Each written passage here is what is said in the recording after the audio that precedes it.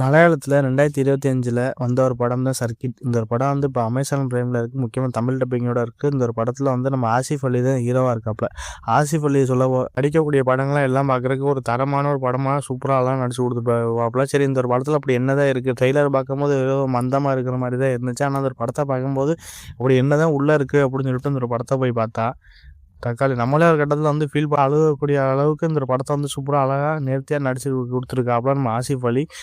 அதை பார்க்கும்போது எல்லாம் ஒவ்வொரு சீனும் பார்க்கும்போது நமக்கு ஒரு இடத்துல வந்து சீக்கிரத்தில் ஒரு வேலை ஒன்று வாங்கி கொடுங்கடா அப்படி தான் நமக்கே தோணுச்சு. இந்த ஒரு படத்தில் வந்து ஒரு வேலைக்காண்டி அவர் கஷ்டப்படுறதெல்லாம் பார்க்கும்போது நமக்கே ஒரு இடத்துல வருத்தப்படுற சீன் அதிகமாக இருக்கிற மாதிரி தாங்க இருந்துச்சு. சரி, இந்த ஒரு படத்தோட ஒரு கதையை நம்ம பார்க்கும்போது நம்ம ஹீரோ வந்து வேலை தேடி போவாப்புல. ஆனால் அவருக்கு வந்து கிடைக்காது. ஒரு இன்டர்வியூ அட்டன் பண்ணுறாப்புல. விசா ஒரு கட்டத்தில் வந்து முடிய போகுது.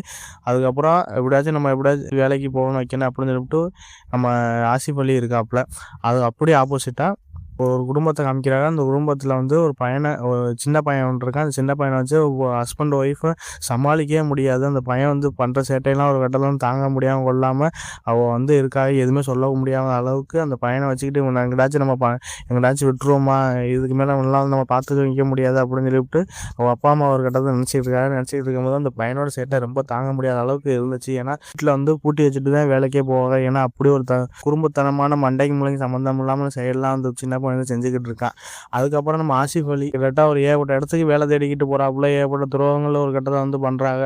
அதுக்கப்புறம் நம்ம ஆசிஃப் அலி வந்து ஒரு இடத்த இன்டர்வியூ அட்டன் பண்ண ஒரு மேனேஜர் வந்து சொல்கிறாப்புல, இந்த மாதிரி எனக்கு எப்படி உனக்கு நான் வேலை வாங்கி தரேன், ஆனால் எனக்கு அதுக்குள்ளே 1 மாதம் சம்பளம் எனக்கு வந்துடணும் அப்படின்னு சொல்கிறாப்புல. அதுக்கப்புறம் எனக்கு உடனே வேணும் அப்படின்னு சொல்லிக்கிட்டு இந்த ஆசிஃப் அலியோட அந்த ஆசிஃப் அலியோட அந்த மேனேஜரும் சொல்லிக்கிட்டு இருக்கும்போது அமௌண்ட்டை ரெடி பண்ணிவிட்டு நான் அவங்களுக்கு வந்து தரேன் அப்படின்னு சொல்லிக்கிட்டு இருக்காப்புல. ஆனால் அவருக்கு வந்து நம்ம ஆசிஃப் அலிக்கு வந்து அந்த அமௌண்ட்டே ஒரு கட்டத்தை வந்து கிடைக்காது. அது கிடைக்காதனால ஒரு அப்பார்ட்மெண்ட்டுக்கு போகிறாப்புல. அந்த அப்பார்ட்மெண்ட்டில் வந்து அந்த சின்ன பையனோட அம்மா வந்து அந்த ஒரு இடத்துல சாவியை வச்சுட்டு போகிறத பார்க்குறாப்புல. இதுக்கு மேலே நல்லவனாக இருக்கவே முடியாது. நம்ம எப்படியாச்சும் திருடிட்டு நம்ம போய் ஏதாச்சும் அவருக்கு வந்து நம்ம சம்பாத்தியத்தை கொடுப்போம் அப்படின்னு சொல்லிவிட்டு நம்ம நம்ம ஆசிஃப் அலி வந்து நினைக்க போகும்போது அங்கே பார்த்தா பூட்டின வீட்டுக்குள்ளே சாவியை திறந்து நம்ம ஹீரோ ஒரு கட்டத்தில் போகும்போது அந்த சின்ன பையனை எதிர்பாராத விதமாக அந்த சின்ன பையனை பார்க்கும்போது அவங்களுக்குள்ள 2 பேர்த்துக்கு ஒரு கட்டத்தில் வந்து நல்ல ஒரு பாண்டிங் ஒன்று வந்துடுது. பாண்டிங் வந்ததுக்கப்புறம் சின்ன ஒரு பொம்மை வந்து உடஞ்சிடும். அதை ஒட்ட வைக்கிறதுக்காண்டி ஒரு குழு ஒன்று இருக்குது. அந்த குழுவை எடுத்து நம்ம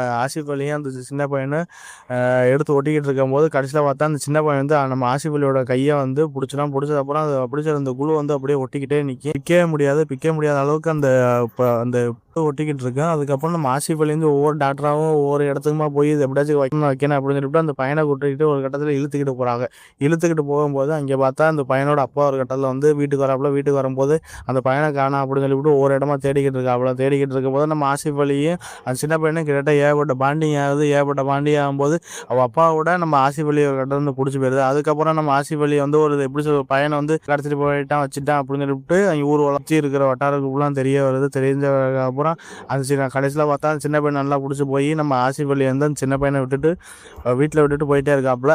அதுக்கப்புறம் நம்ம ஆசிஃப் அலி ஒரு கட்டத்தில் வந்து ஒரு நல்ல ஒரு லைஃப்பில் வந்து செட்டில் ஆகி அவர் ஒரு கட்டத்தில் வந்து வேலை பார்த்துக்கிட்டு இருக்கும்போது சின்ன பையனோட குடும்பம் வந்து நம்ம ஆசிஃப் அலி வந்து ஒரு வருஷம் கழிச்சு சந்திக்க வர்றது.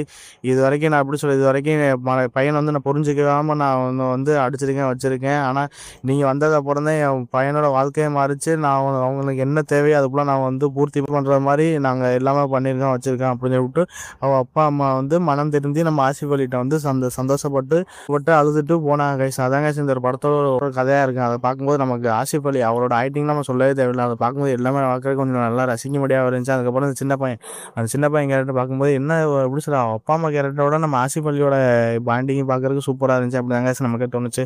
அதை பார்க்கும்போது அவர் ஆசிஃப் அலி அவரோட ஆக்டிங் எல்லாம் பார்க்குறதுக்கு எல்லாம் ரசிக்கும்படியாக இருந்துச்சு. அதுக்கப்புறம் இந்த ஒரு படத்தை ஸ்க்ரீன் பிளே இருந்து எல்லாம் பார்க்குறதுக்கு சூப்பராக அழகாக நேர்த்தியாக கொண்டு போயிருக்காங்க. அதை பார்க்கும்போது எல்லாமே ரசிக்கும்படியாக தான் இருந்துச்சு. மற்றோட இந்த ஒரு படத்தை மியூசிக் டைரக்டர் நம்ம கோவிந்த் வசந்த் அவரே இந்த ஒரு படத்தோட ஒரு இசையமைப்பாளர் இருக்காப்புல. ஒவ்வொரு பிஜிஎம் பார்க்குறதுக்கு சூப்பராக அழகாக நேர்த்தியாக சூப்பராக பக்காவாக கொண்டு போயிருக்காப்புல. நம்ம கோவிந்த் வசந்தா கண்டிப்பாக படத்தை வந்து வாழ்த்து தெரிவிக்கணும். மற்றபடி இந்த ஒரு படம் ஒரு மஸ்ட் வாட்சான ஃபிலிம். கண்டிப்பாக அந்த ஒரு படத்தை மிஸ் பண்ணாதீங்க. தமிழ் டப்பிங்லேருந்து எல்லாம் பார்க்குறது சூப்பராக இருந்துச்சு.